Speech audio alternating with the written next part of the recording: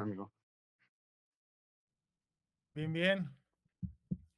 Denme un segundito.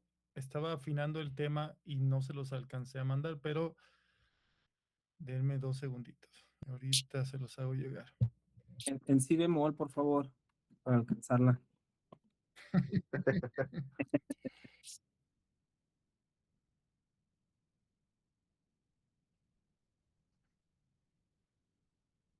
Ok.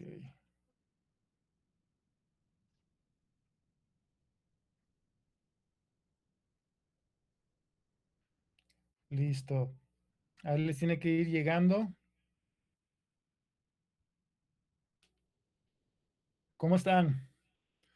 Chicos, apóyenos con cámaras, porfa, para no sentir como que uno habla a la nada.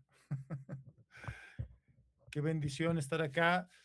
Hoy vamos a tocar uno de los temas, eh, yo creo que más controversiales, eh, no difíciles, más bien yo lo definiría como gloriosos, porque vamos a ver cómo Jesús desde antes su reino fue profetizado, fue anunciado, y cómo Nabucodonosor, él tiene una visión, un sueño más bien, perdón, tiene un sueño, y cómo Dios le revela a Nabucodonosor cómo iba a ser el desfile de reinos a lo largo de la historia hasta llegar al regreso de Jesús, ¿sí?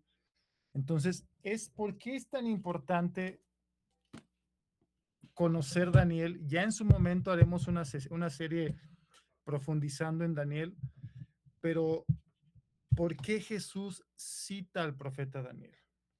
Vámonos allá a Mateo 24.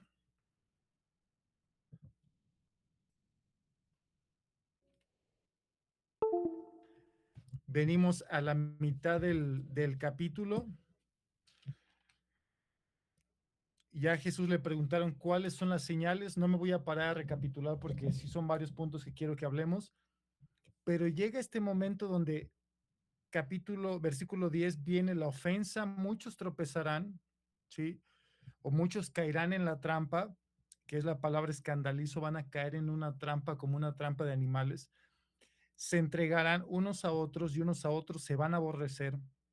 Y muchos falsos profetas se levantarán y engañarán a muchos. Jesús ya está anunciando el engaño, todas esas doctrinas que vemos tan torcidas, tan lejanas de la palabra en ese tiempo, Jesús ya lo estaba anunciando. Y debido al aumento de la iniquidad, esta palabra es anomía, que es violar la ley, que es romper la relación, desobedecer a lo que el Señor estableció. Se enfriará el amor de muchos. Mas el que persevere, ¿quién se acuerda de esta palabra? Lo vimos la semana pasada. ¿Qué palabra era perseverar? ¿Se acuerdan? Abran su micrófono, ¿quién se acuerda?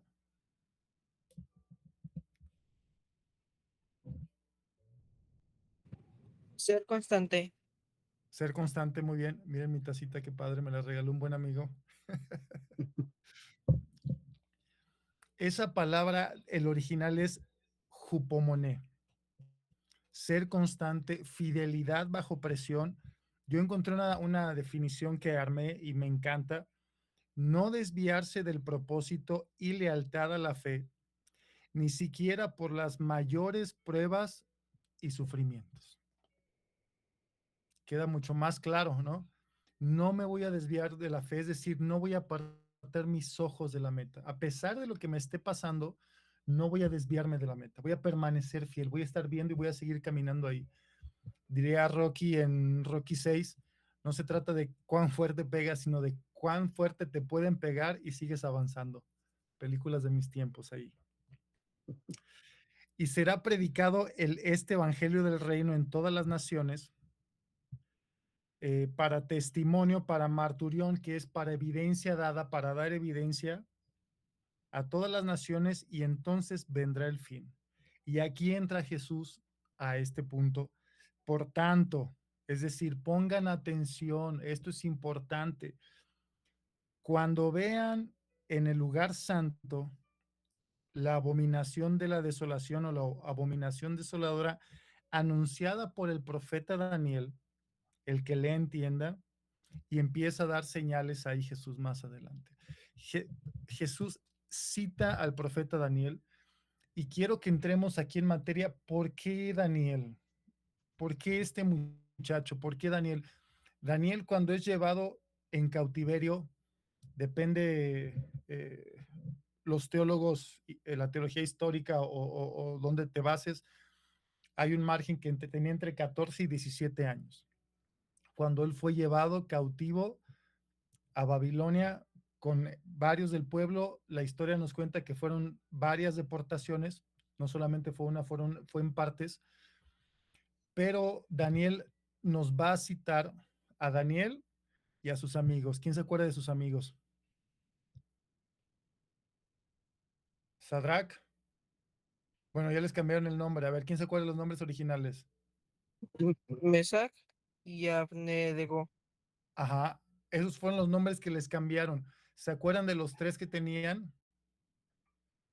Misael, Ananías y Azarías, ¿no?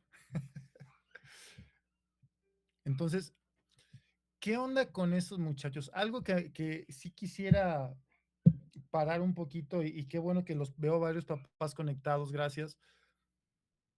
¿Cómo fue que estos muchachos, al ser llevados cautivos, fue que permanecieron? No había pastores, no se congregaban los domingos en Babilonia en una iglesia, no había sesiones de Zoom los miércoles. Así, espérenme, me voy a conectar a mi discipulado de los miércoles.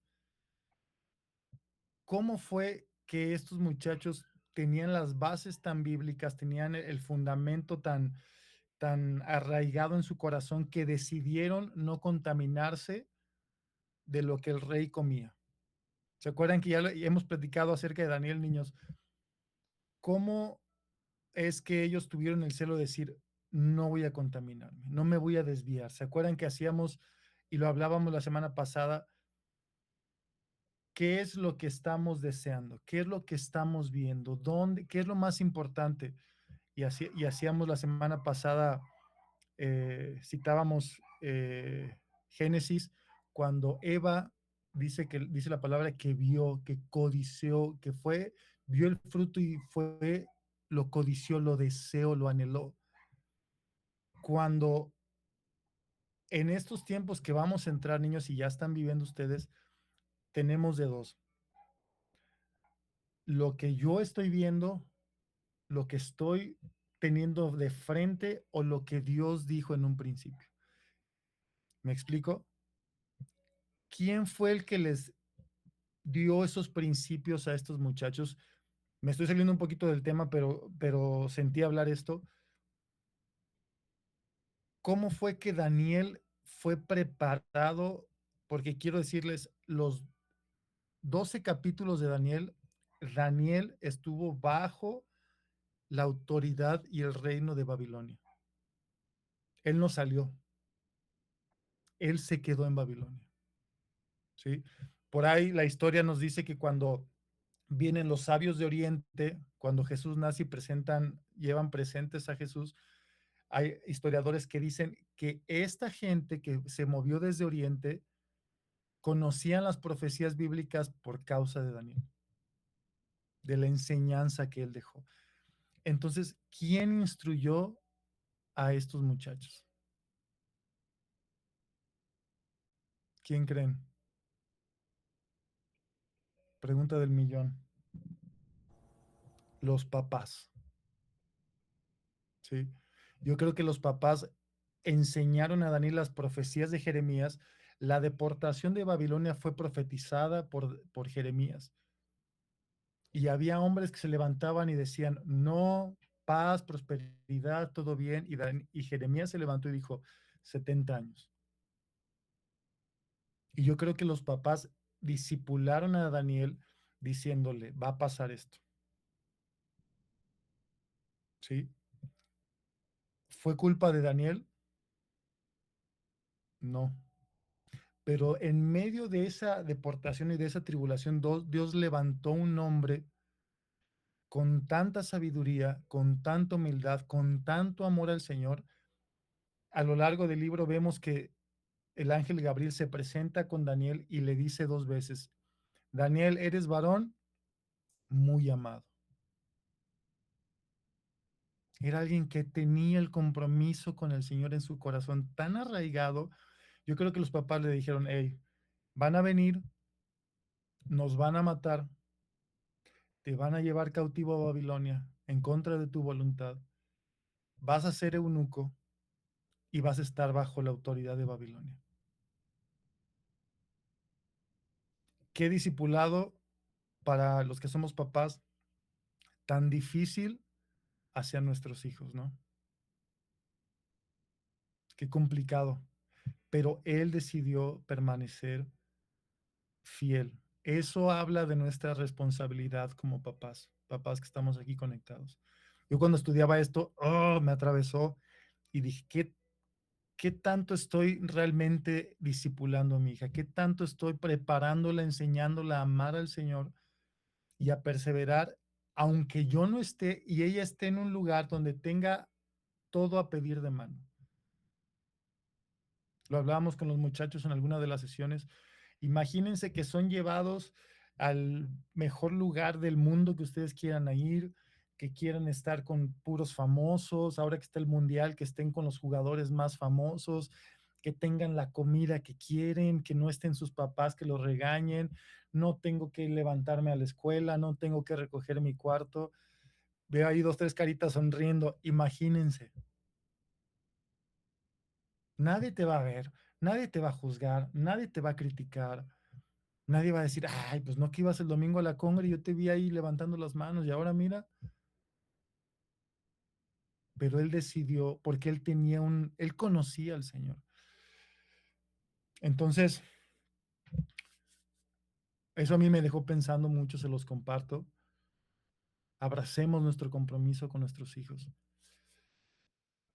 Daniel nos muestra una única identidad de Jesús.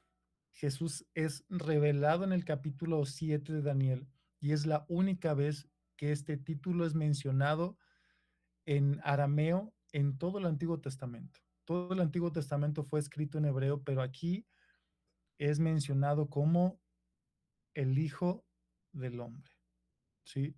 Jesús se describe en los evangelios a sí mismo, ya lo he platicado esto, 78 veces a sí mismo como el Hijo del Hombre. ¿Sí? Jesús, conociendo las profecías de Daniel, nos exhortó a la gente de su tiempo y a lo largo de 2000 años nos ha dado una exhortación de decir, estudien ese libro, porque les va a dar un mayor entendimiento, aunque sin duda hay muchos libros en la Biblia que nos van a ayudar a estudiar y comprender últimos tiempos, como Apocalipsis, pero incluso Juan cita a Daniel, pero Jesús citó a Daniel por los detalles tan claves que al momento que unimos con los demás libros las piezas, todo cobra más sentido, ¿sí? Daniel tiene promesas de entendimiento. Daniel 12 del 4 al 9 se le dice a Daniel que esta profecía iba a estar sellada y cerrada hasta el tiempo del fin. Este tiempo del fin, que la palabra es Acharit Hayamim, significa no solamente el fin de algo, sino el fin del siglo, el fin de la era, el fin del tiempo, de todo, ¿sí? Ya hemos hablado que el fin no estamos refiriendo a que el Señor va a venir en un helicóptero, nos avienta una cuerda y brincamos y nos vamos con el Señor mientras el mundo arde a nuestras espaldas. Ese no es el fin, ¿sí? Hemos hablado esto aquí, niños, que el fin, estamos diciendo del fin del sistema de este mundo, del cosmos, del sistema que Satanás tiene en este mundo. Jesús cuando venga va a quitar y va a tener que sacudir y meter al mundo en una quimioterapia. Me gusta verlo de esa manera, que al parecer, que de una forma es agresivo al cuerpo, pero está haciendo para un bien mayor. Entonces, los juicios y los sucesos que en un momento veremos que van a pasar es una quimioterapia que Dios está metiendo porque necesita desarraigar la maldad que se fue hasta lo más profundo de nuestros corazones. Esos sistemas de maldad en el mundo destruir a los que destruyen la tierra, dice la palabra. Entonces, este es el fin que aquí está anunciado, que va a estar sellado para el tiempo del fin.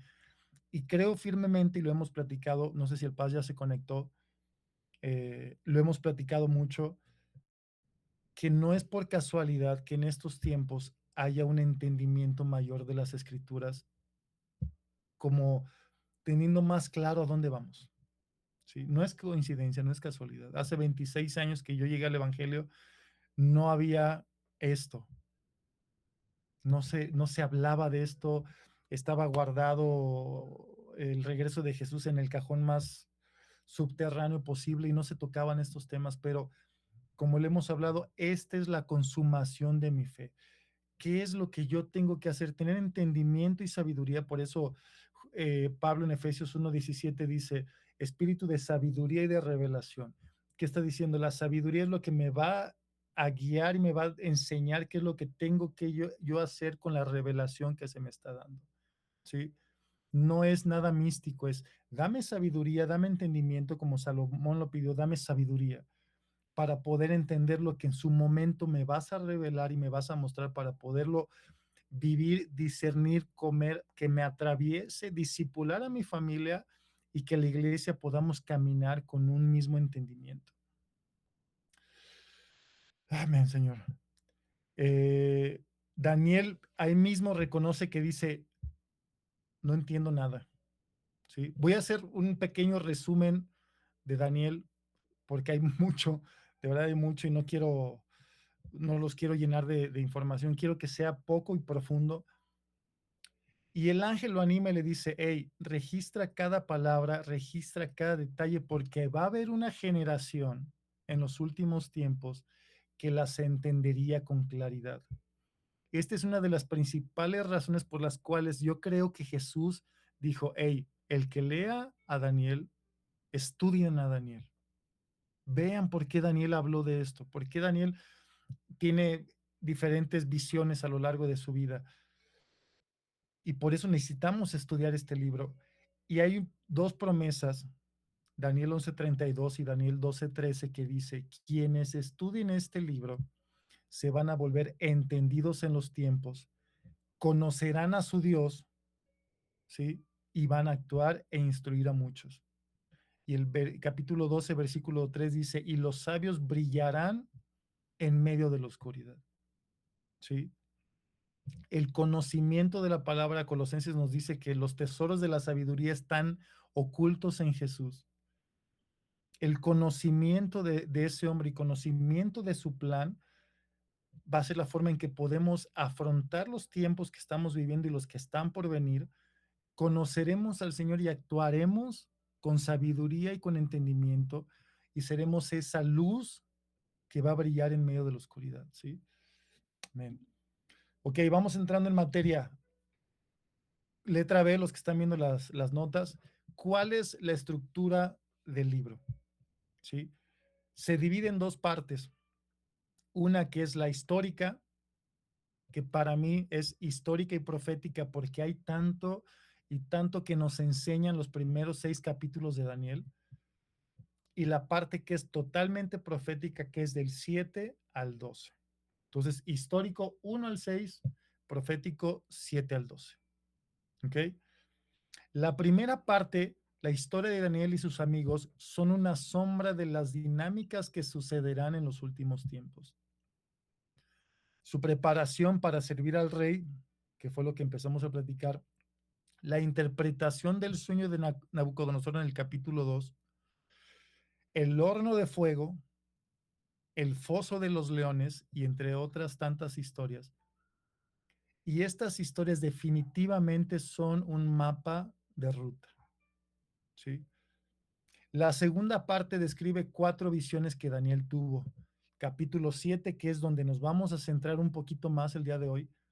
Capítulo 8, capítulo 9 y la cuarta visión son el capítulo 10 al 12. Todo eso está ahí en las notas, ¿ok? En esta estructura de Daniel hay una forma literaria que se usa mucho en la Biblia que se llama quiasmo.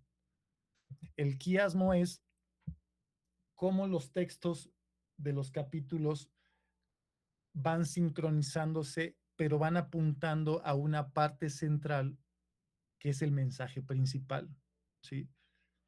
Esta estructura literaria que se usa mucho en la palabra se trata de cómo van relacionando simétricamente la parte histórica, en este caso de Daniel, con la parte profética. Por ejemplo, capítulo 1 tenemos un contexto problemático, es decir, la deportación de Israel. Se encuentran cautivos fuera de su tierra, pero en medio de ese escenario hay un grupo de entendidos que son Daniel y sus amigos. Este capítulo es paralelo al capítulo 12, que nos muestra un tiempo de angustia como nunca lo ha habido en Israel, cautivo, pero en ese tiempo habrá sabios brillando entre tanta oscuridad, y así nos vamos sucesivamente con los capítulos, ¿sí? Esto, después les voy a mandar una imagen que no alcancé a terminar, para cómo, ok, entonces si empiezan a leer Daniel, papás y niños, ok, entonces leo el capítulo 1, leo el paralelo capítulo 12, leo el capítulo 2, leo el capítulo 11, ¿sí? Y vamos relacionando cómo la parte de la historia va haciendo match con la parte profética, es tremendo. Y en el centro de este quiasmo está el capítulo 7, ¿sí? Y este mismo capítulo es un quiasmo también. ¿Me explico? Cómo va todo empezando a apuntar a un versículo en especial de Daniel 7, que es el Hijo del Hombre, ¿sí? Y este va a ser el enfoque. Y ojo, hay un principio que quiero que tengamos muy claro.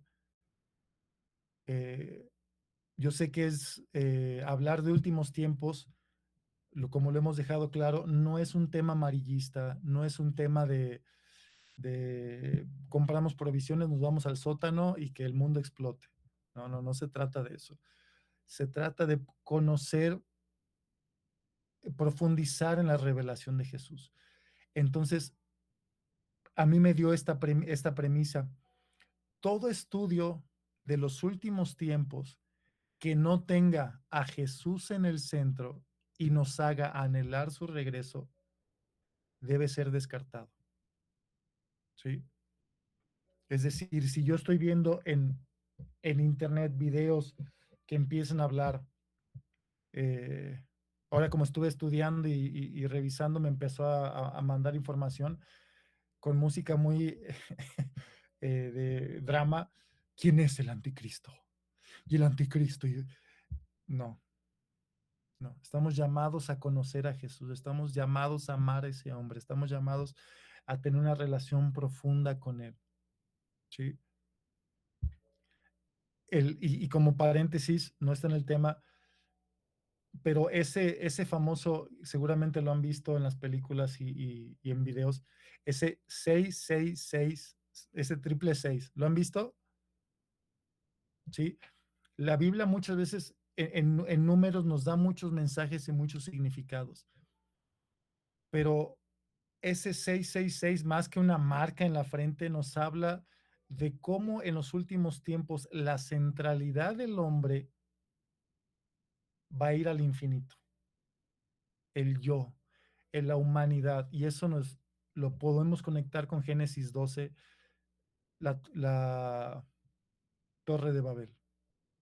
Hagámonos un nombre sin Dios, donde nosotros vamos a construir para nosotros, dejando a Dios fuera y somos nosotros, ¿sí? Entonces, todo espíritu de anticristo es la centralidad del hombre, evitando que Jesús sea el centro, evitando que Jesús sea el centro de la iglesia, de mi vida, de mi casa, de mi familia, y que Cristo no regrese, ¿sí? ¿Vamos bien? ¿Sí? Ok, perfecto. Letra C. Vamos a centrarnos en la primera visión de Daniel, ¿sí? Daniel 7 nos va a detallar la primera de las 4 visiones registradas en los capítulos del 7 al 12.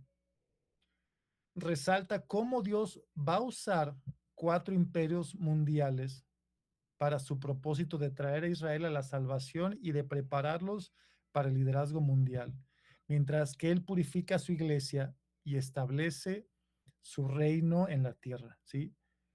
Pero para entender un poquito más Daniel 7, ¿quién ha leído Daniel 7? ¿Alguien ha leído alguna vez Daniel 7? Nos empieza a mencionar ahí bestias y que vi que había un león que le fue dado corazón de hombre y luego nos habla de un oso, ¿se acuerdan? Entonces necesitamos entender un poquito de dónde parte esta visión, ¿sí? Daniel recibe la visión de la interpretación del sueño de Nabucodonosor en el capítulo 2, ¿se acuerdan?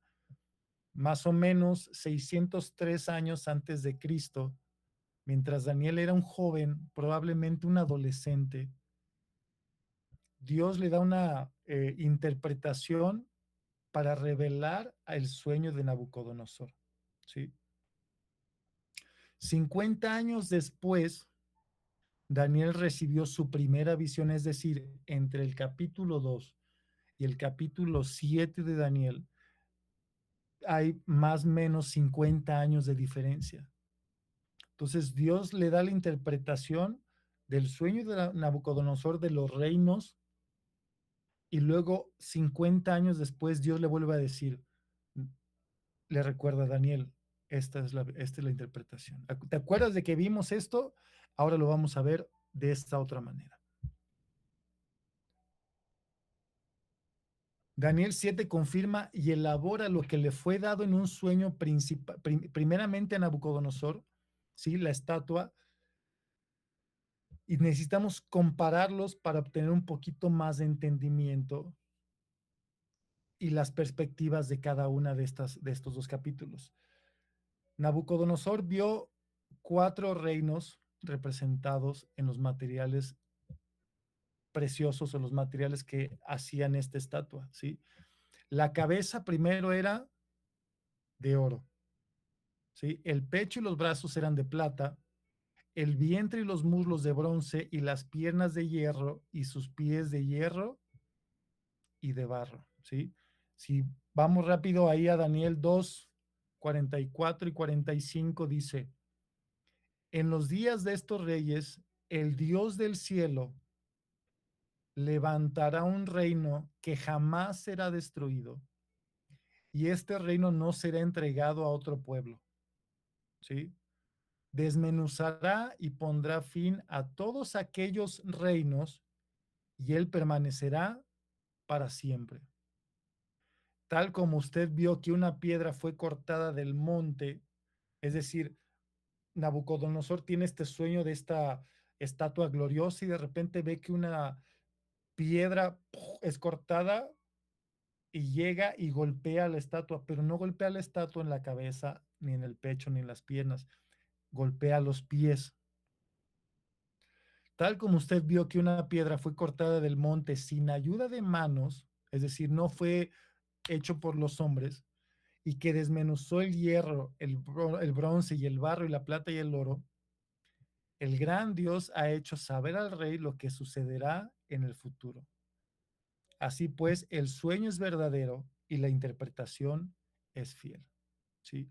Esta piedra que hirió a la estatua no fue que hecha por un reino o por un imperio de hombre, ¿sí? Fue cortada de un monte, ¡pum! Y golpea los pies y dice que después esta piedra se hace una gran montaña. Esta piedra va a consumir a todos los otros reinos y va a permanecer para siempre. ¿De quién estamos hablando, muchachos? ¿De quién? ¿De quién? Sin miedo, sin miedo. De Jesús. De Jesús.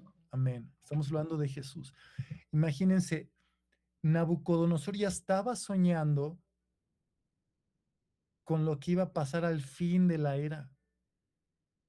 ¿Sí? No tenemos mucho tiempo para entrar a la parte histórica de cada una de las partes de la estatua para ver qué imperio era, pero al final la Biblia nos enseña que va a haber 10 naciones que se van a levantar en contra de Israel y en contra de la iglesia, liderados por un cuerno pequeño, dice Daniel, que es el anticristo. Y la piedra que es arrancada va a golpear a esos 10 reinos y todo lo demás va a desmenuzarse. Cada una de las partes de la estatua son reinos, imperios a lo largo de la historia, ¿sí? Y esa misma forma son las visiones de Daniel. Imagínense que es como un, no sé, como esto, ¿no? Daniel va a ver, se me anda desarmando, no sé qué se le salió. Daniel va a ver una parte, no se alcanza a ver, no va, hago más para atrás, aquí mira, más fácil.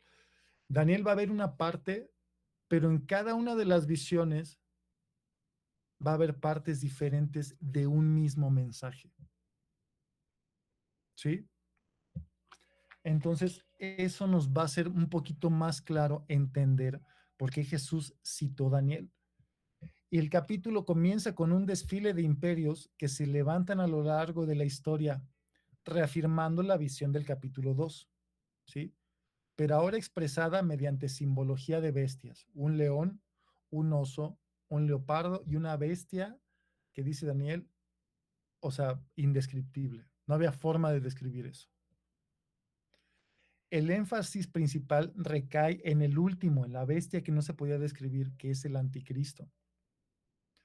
Juan, en el libro de Apocalipsis, imagínense cuántos años después, estamos hablando que Daniel se escribió 500 años antes de Jesús. Imagínense cuántos años había de que Daniel recibe esta visión y Daniel y luego Juan vuelve a verlo. Juan en el libro de Apocalipsis se sirve de Daniel 7 para describir la maldad y la crueldad de este imperio. Apocalipsis 13:2 dice, la bestia que vi era semejante, ojo, a un leopardo, sus pies eran como los de un oso, su boca como la boca de un león, y el dragón le dio su poder, su trono y gran autoridad. ¿Sí? Es decir, cuando Juan ve esta bestia es toda la capacidad de estos imperios a lo largo de la historia, la crueldad, la maldad, en uno solo. ¿Sí? ¿Vamos bien? ¿Sí? Entonces Jesús está diciendo, hey, lean Daniel, entiendan los tiempos como Daniel los va describiendo. ¿Sí? Cuando Jesús dice esa, ya casi vamos a terminar, no quise hacerlo muy difícil de digerir, quise hacerlo muy, muy ligero para que lo podamos estar masticando. Cuando Jesús dice la abominación desoladora, ¿sí? ¿Qué está diciendo? Que este hombre se va a levantar con autoridad. Todo el libro de Daniel, todo el libro de Daniel habla de imperios, de reinos y de gobierno. Todo el libro. ¿Quién gobierna? ¿Quién reina? ¿Quién tiene la autoridad? ¿Sí? Y esto, ojo, niños, esto siempre va a ser lo que Satanás va a querer. Ser como Dios. Por ahí hay una porción en la palabra, Nemi, si me ayudas, no me acuerdo, creo que es Isaías o Ezequiel, que dice, subiré y seré como Dios, que está describiendo a Satanás. No me acuerdo ahorita, Nemi me echa la mano, se los juro que está en la Biblia. Él siempre ha querido tener ese lugar. Y no solamente se refiere a la autoridad física, a un gobierno, a una presidencia, a un reino, se refiere también a tu corazón y a mi corazón. ¿Sí? Si Él tiene el gobierno y el reino en mi corazón, ahí está.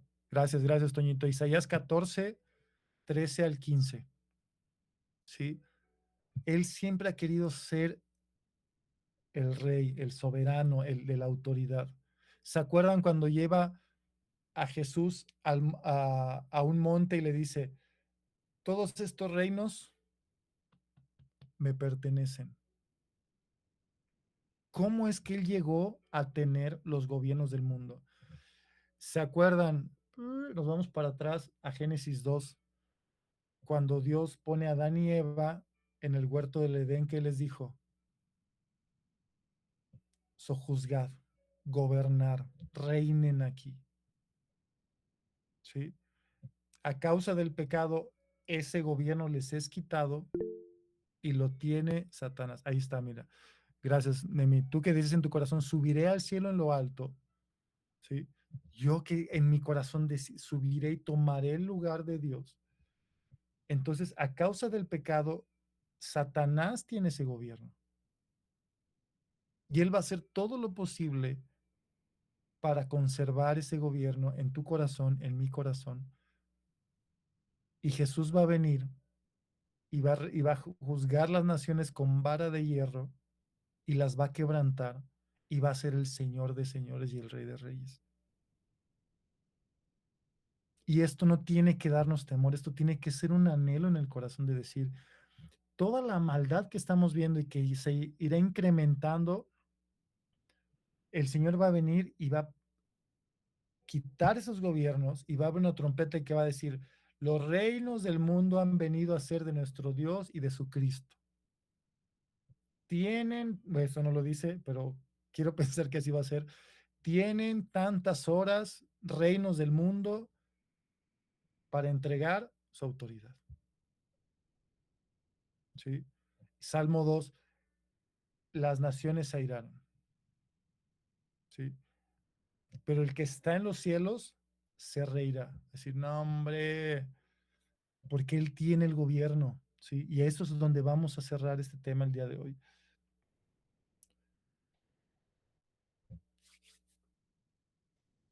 Esto ya lo mencioné del Barenasha. Letra D, le fue dado dominio al Hijo del Hombre. Jesús nos está diciendo, entiendan a Daniel. ¿Por qué? Porque va a haber un hombre que va a venir a establecer un gobierno y más adelante dice, los que estén en la azotea no bajen, salgan, huyan, huyan de ese sistema, salgan de ahí, ¿sí? No se contaminen. Pero Daniel 7:14, que es precioso, dice, y le fue dado dominio, gloria y reino. ¿A quién? A este Hijo del Hombre, a este ser celestial divino, a este hombre que estaba en el cielo, que Daniel lo vio en el cielo. Es decir, Daniel, vamos rapidísimo.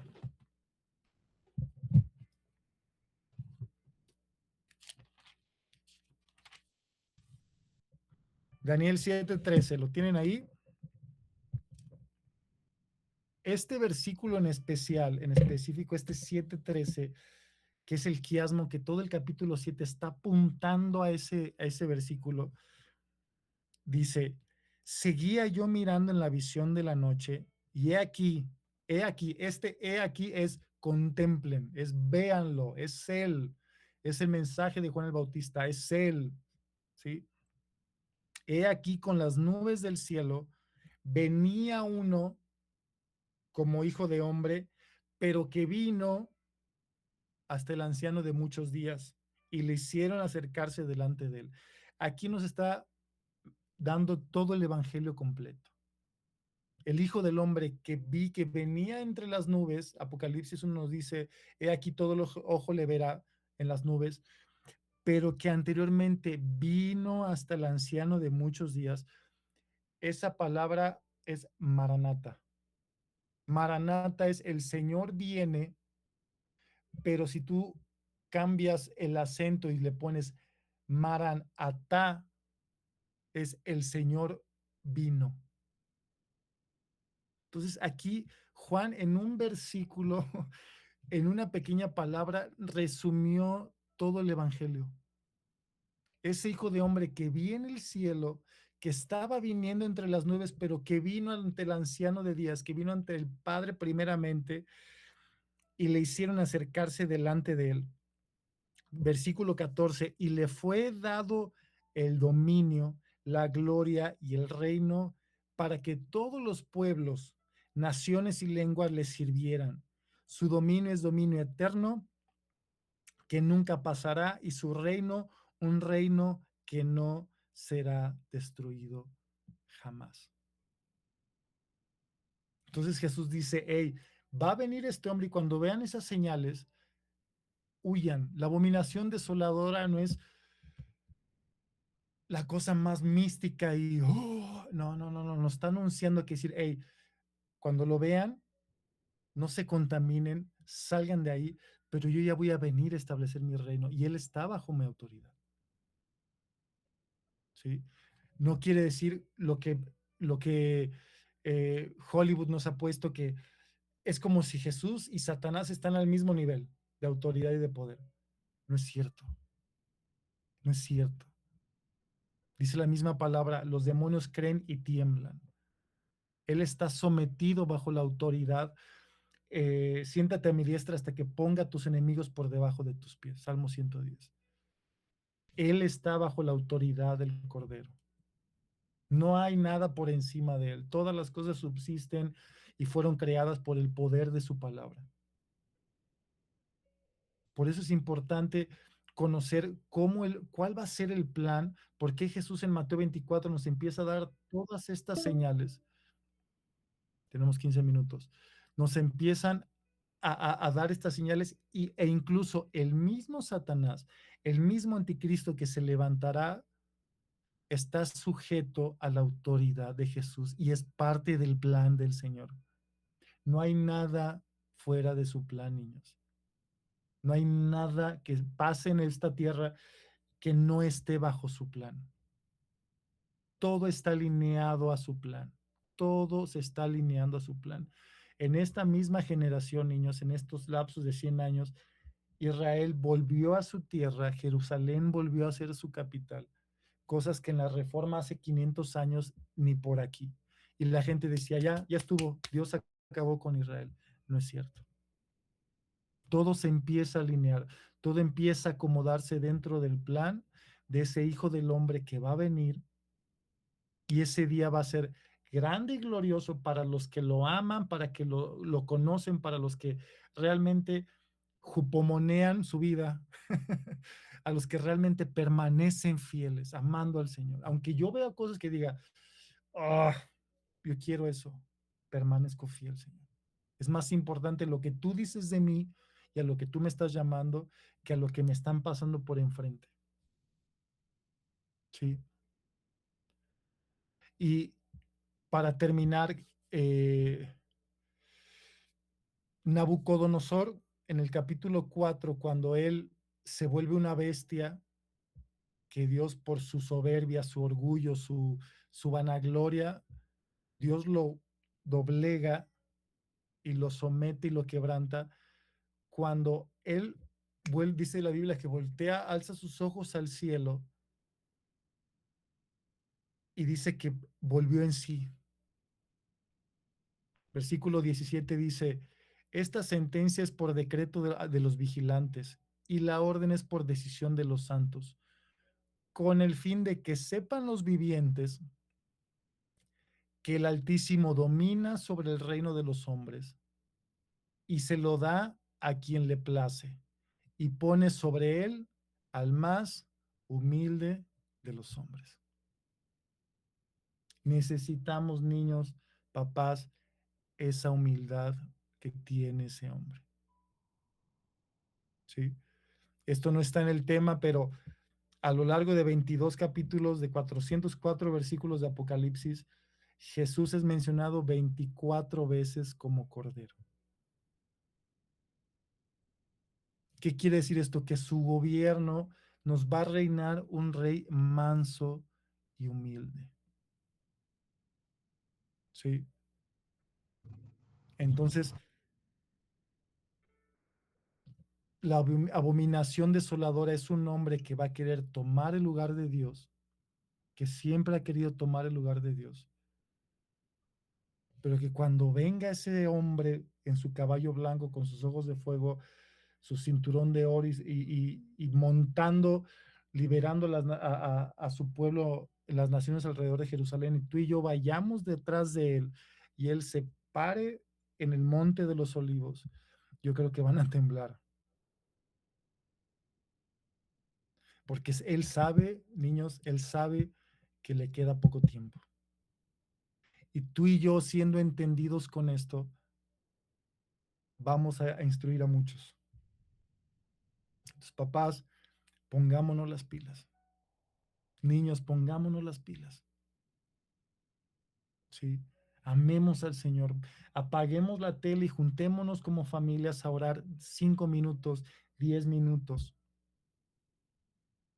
Apaga tu teléfono y empieza a buscar al Señor. Señor, no conozco nada, no tengo tanto entendimiento, pero yo quiero ser uno de esos sabios que va a instruir a muchos y que va a brillar, de brillar de la luz del Señor, no de una luz nuestra, sino que el Señor a través de nosotros. Amén. Mi Nemi, ¿quieres sumar algo, mi bro? Pues, mientras estabas dando el tema, vino, cuando Dios puso esta palabra, les los invito a que la lean, que lean el capítulo 4 del versículo 13 en delante, en de 1 Tesalonicenses, y el capítulo 5 particularmente. Pero quiero hacer hincapié en algunas cosas. Lo que estamos viendo, chicos, no es para temor. Primero, quiero dejarlo claro antes de leer la Biblia. No es para temor. Nos puede generar así como cierta inquietud, es normal. Pero lo que quiero que ustedes vean es que lo que nosotros queremos no es que haya temor, es que haya certeza de que hay salvación por medio de Jesús. Que esto que estamos viendo son acontecimientos que van a pasar, pero que en lo que nosotros vamos a estar del lado del Cordero, si es que nosotros rendimos nuestra vida a Dios, ¿sale? Y estas cosas sí van a pasar, pero van a pasar con una dinámica distinta, ¿vale? No voy a andar en esos temas porque esos son temas de escatología del Raúl, pero quiero que vayamos allá a 1 Tesalonicenses 5, versículo 5. Dice, porque todos vosotros sois hijos de luz e hijos del día, no somos de la noche ni de las tinieblas. Por tanto, no durmamos como los demás, sino velemos y seamos sobrios. Pues los que duermen, de noche duermen, y los que se embriagan, de noche se embriagan. Pero nosotros, que somos del día, seamos sobrios, habiéndonos vestido con la coraza de la fe y de amor, y con la esperanza de salvación como yelmo. Porque no nos ha puesto Dios para la ira, eso es lo importante, porque no nos ha puesto Dios para la ira, sino para alcanzar salvación por medio de nuestro Señor Jesucristo. Está hablando Pablo de los últimos tiempos, y aquí lo que está diciendo, Dios no nos puso para la ira, nos puso para salvación. Y quiero brincar un poquito y añadiendo lo que decía Raúl al final de orar, desde el versículo 16 dice, estad siempre gozosos, orad sin cesar, dad gracias en todo, porque esta es la voluntad de Dios para con vosotros en Cristo Jesús. Y lo importante aquí es, no apaguéis el espíritu, no consuman al espíritu, no menosprecien las profecías, examinadlo todo, retened lo bueno, abstener de toda especie de mal. En su casa, por favor, de verdad, esta lectura de 1 Tesalonicenses 4, desde el versículo 13 hasta el final de 1 Tesalonicenses, léanlo, pero es lo que quisiera yo añadir. No estamos para la ira, estamos para salvación. ¿De qué lado nos queremos poner? Esa es nuestra decisión.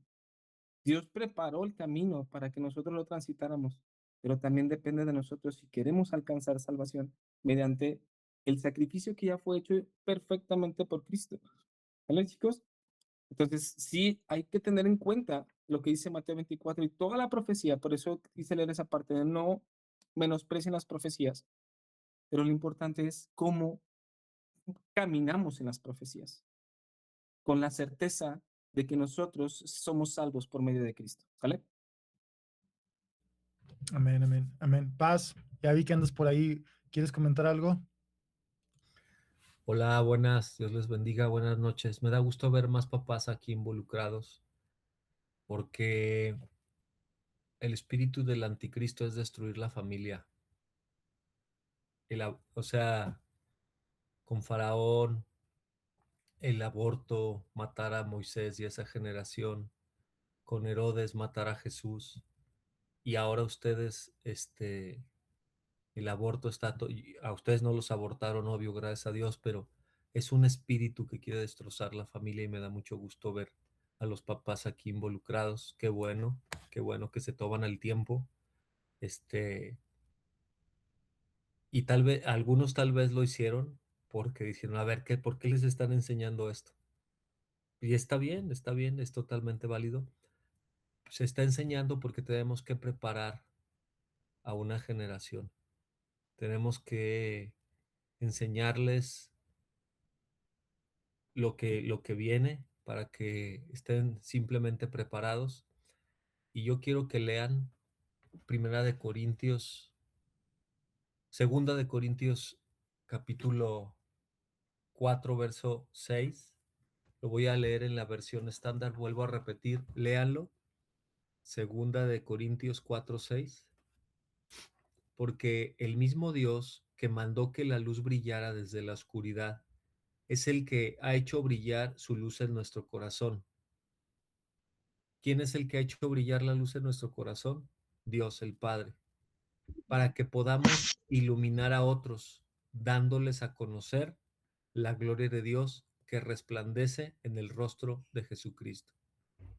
Es decir, quiero usar un ejemplo. El Padre es el sol, la luna representa a Jesús que refleja la gloria del sol y nosotros somos como un espejo para los seres humanos reflejando la gloria de Jesús que a la vez proviene del Padre. Pero nosotros tenemos que reflejar a Jesús, que es el espíritu de la profecía. El rollo de todo esto es que seamos mansos, humildes, siervos de Jesucristo y que estemos preparados para brillar. Sí, a tus 12 años, a tus 13 años, tú puedes brillar con la luz del Evangelio. Tú puedes brillar, no tienes que esperarte a tener 40, 50, no, tú puedes brillar orando por tus papás, por tu mamá, haciendo la tarea, sacando 10, practicando tu deporte. Y todo lo que a ti te gusta, tú brilla con la luz del Evangelio y dale la gloria a Jesús. Que Dios te bendiga. Gracias por la confianza a todos los papás y a los maestros Raúl, Nemi y Toño, que se esfuerzan en estar ministrando. Que Dios los bendiga. Gracias, Padre. Pues para terminar, oramos. Padre, gracias en esta noche, Señor. Espíritu Santo, incomoda nuestros corazones, incomoda nuestra comodidad, Señor. Y danos el entendimiento y el deseo de buscarte, de amarte, de doblar rodillas, Señor, de poner nuestros ojos en ti, en ese Hijo del Hombre que vendrá en las nubes, en conocerte, en amarte, en ser sabios y entendidos que reflejan a Jesucristo, la gloria del Padre en la faz de Jesucristo a través de tu iglesia, a través de estos jóvenes, Señor. Guárdalos, bendícelos, que puedan conocer una faceta de tu amor diferente, Señor. Que ellos puedan, Señor, conocer al Padre Celestial perfecto, amoroso, presente, que los cuida, que los guía, Señor. Y danos sabiduría a nosotros como padres, Señor, y amor y paciencia para poder caminar con ellos de la mano, Señor, y poderlos guiar a donde tú los quieres llevar, Señor. En el nombre de Jesús te damos gracias, Padre. Amén. Listo, muchachos. Dios los bendiga. Descansen. Y si sí. Venga.